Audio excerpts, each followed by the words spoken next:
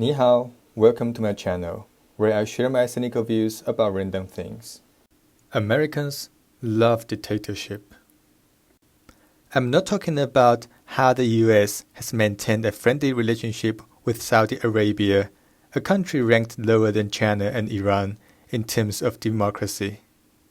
Nor am I talking about how Afghanistan and Iraq remain authoritarian countries after the US overthrew their previous government for the people's freedom, or the fact that America itself is rated as flawed democracy.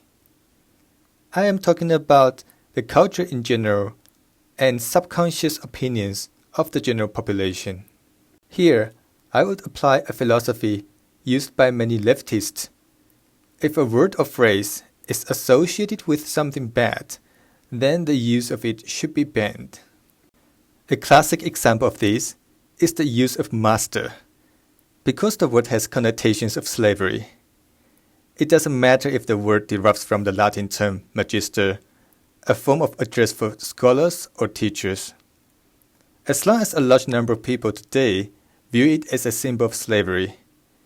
Of course, representing slavery alone does not justify the need to ban the use of this word. After all, there are loads of negative words in any languages. An implied criterion here is, a word associated with something bad cannot be used to describe anything good.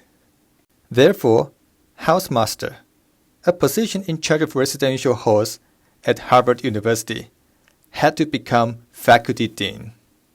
It is sometimes also not okay to use them for non-human entities, like the master-slave architecture in computer science.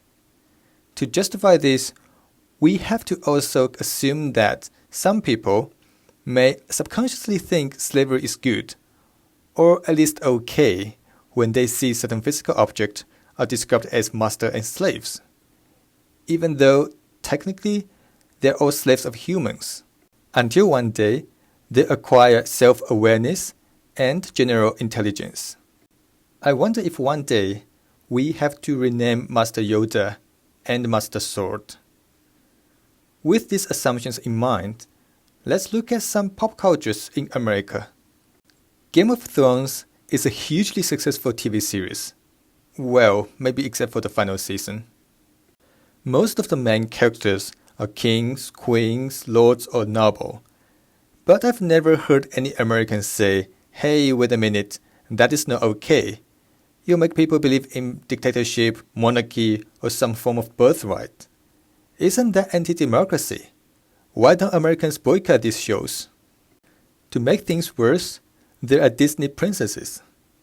Most of the girls are either born in the royal family or married to a prince at some point, with the only exception of Mulan. I was so disappointed by the live-action movie of Mulan, depicting her being born with some special power, instead of going through all the hard work and training like the original cartoon. Why don't Americans protest against these role models for little kids? If my daughter comes to me and says, "Dad, I want to become an astronaut," I can reply, "Well, you need to be fit and also be good at science and engineering." But if she comes and says, "Dad, I want to become a princess," what can I do? Become a king myself, or advise her to marry a prince? Isn't the idea of making a bunch of princesses role models for little girls problematic and against some of the nation's deepest beliefs? I don't even need to get into the topic of religion and how little democracy is in that concept, while so many Americans are so obsessed with it.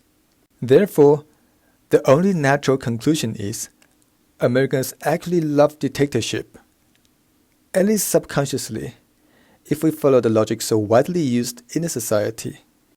Alright, that's my cynicism today. See you next time. 再见。